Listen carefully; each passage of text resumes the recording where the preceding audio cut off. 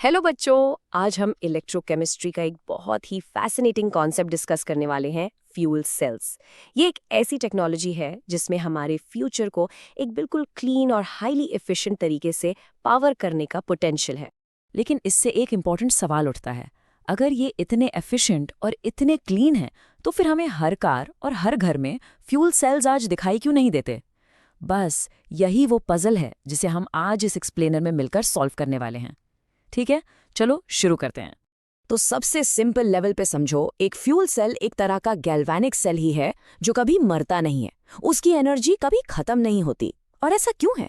क्योंकि इसके रिएक्टेंट्स यानी इसका फ्यूल इसके अंदर सील्ड नहीं होता, जैसे एक रेगुलर बैटरी में होता है। ये स्लाइड इनके बीच का कोर डिफरेंस बिल्कुल क्लियर कर देती है। एक स्टैंडर्ड बैटरी को सोचो, वो एक सील्ड कैन जैसी है जिसके अंदर केमिकल्स हैं। जब तक वो केमिकल्स रिएक्ट कर सकते हैं, बैटरी काम करती है। जब वो खत्म हो जाते हैं, बैटरी डेड हो जाती है। लेकिन एक फ्यूल सेल वो एक एक्सटर्नल फ्यूल सप्लाई पर डिपेंड करता है। जब तक आप उसे फ्यूल देते रहोगे, वो चलता रहेगा। फ्यूल बंद तो वो भी बंद, पर वो मरा नहीं है, बस एक रीफिल का इंतजार कर रहा है। तो आपके एग्जाम्स के लिए ये एंकर डेफिनेशन है जिसे आपको याद रखना है। A fuel cell is an electrochemical cell that continuously converts the chemical energy of a fuel into electrical energy. Simple और to the point.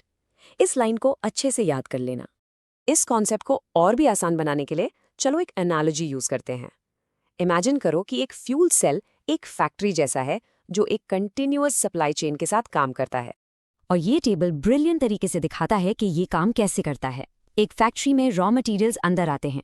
हमारे फ्यूल सेल में वो है हाइड्रोजन जो फ्यूल है और ऑक्सीजन जो ऑक्सीडेंट है। फैक्ट्री का जो फ्लोर है वो है द सेल इटसेल्फ। फैक्ट्री का आउटपुट एक फिनिश प्रोडक्ट होता है। यहाँ आउटपुट है इलेक्ट्रिसिटी। और फैक्ट्री का वेस्ट, इस केस में वो सिर्फ प्योर वाटर है, H2O। कितना साफ सुथरा प्रोसेस है ना? और जब हम परफॉर्मेंस की बात करते हैं तो चलो एफिशिएंसी की बात करते हैं। स्क्रीन पर इस नंबर को देखो, 60%।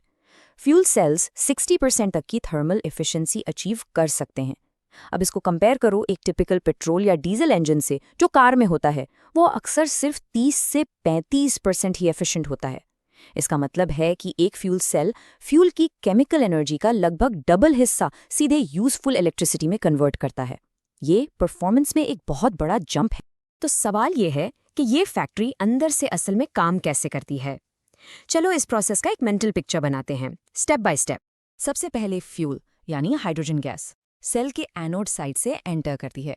वहां पर एक कैटलिस्ट हाइड्रोजन एटम्स को पॉजिटिव प्रोटॉन्स और नेगेटिव इलेक्ट्रॉन्स में तोड़ देता है। अब सबसे क्रूशियल पार्ट ये है कि इलेक्ट्रॉन्स को एक एक्सटर्नल सर्किट के थ्रू ट्रैवल करना पड़ता है, और इसी फ्लो ऑफ इलेक्ट्रॉन्स को हम इलेक्ट्रिसिटी कहते हैं। इसी बीच हवा से ऑक्सीजन कैथोड पर एंटर करती है। यहाँ ऑक्सीजन उन प्रोटॉन्स के साथ कंबाइन होती है जो सेल से पास हुए हैं और उन इलेक्ट्रॉन्स के साथ जो एक्सटर्नल सर्किट से आ रहे हैं। और इस पूरे रिएक्शन का फाइनल प्रोडक्ट क्या है? सिर्फ और सिर्फ प्योर वाटर।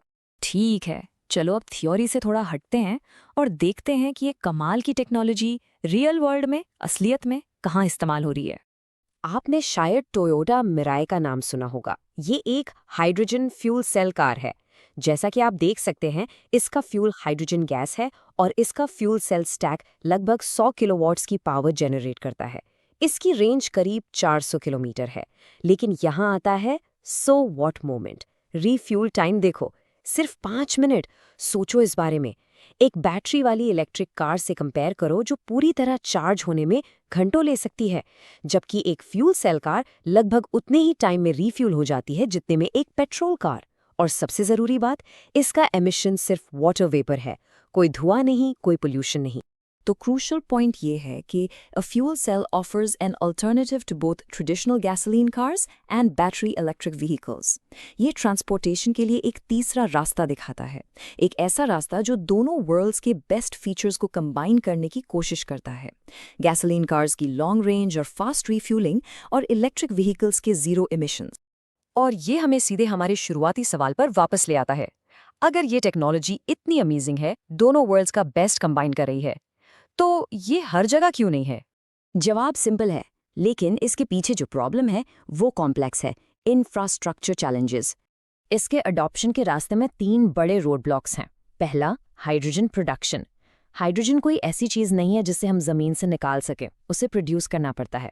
और अगर हम उसे प्रोड्यूस करने के लिए फॉसिल फ्यूल्स यूज़ कर रहे हैं तो एक क्लीन एनर्जी व्हीकल होने का पूरा मतलब ही खत्म हो गया। तो हाइड्रोजन हमेशा रिन्यूएबल सोर्सेज से आना चाहिए। दूसरा, स्टोरेज एंड ट्रांसपोर्ट। हाइड्रोजन सबसे हल्का एलिमेंट है, तो उसे गाड़ी में स्टोर करने के लिए भारी, महंगे, हाई प्रेशर टैंक्स की ज़रूरत पड़ती है। और तीसरा, सबसे बड़ी रुकावट, रीफ्यूलिंग स्टेशंस। हमारे पास गैस स्टेशंस का एक बहुत बड़ा नेटवर्क है और इलेक्ट्रिक चार्जेस का नेटवर्क भी बढ़ रहा है, लेकिन हाइड्रोजन स्टेशंस वो अभी भी बहुत ही कम है, जो एक classic chicken and egg problem create करता है। कोई कार नहीं खरीदता क्योंकि स्टेशंस नहीं है, और कोई स्टेशंस नहीं बनाता क्योंकि कोई कार नहीं खरीद रहा। तो चलो इस पूरे टॉपिक को उन 3 सबसे इंपॉर्टेंट पॉइंट्स में समराइज करते हैं जो आपको अपने एग्जाम के लिए याद रखने हैं। सबसे पहले और सबसे ज़रूरी, ये सेंट्रल मॉडल याद रखो। एक फ्यूल सेल एक फैक्ट्री है, कैन नहीं।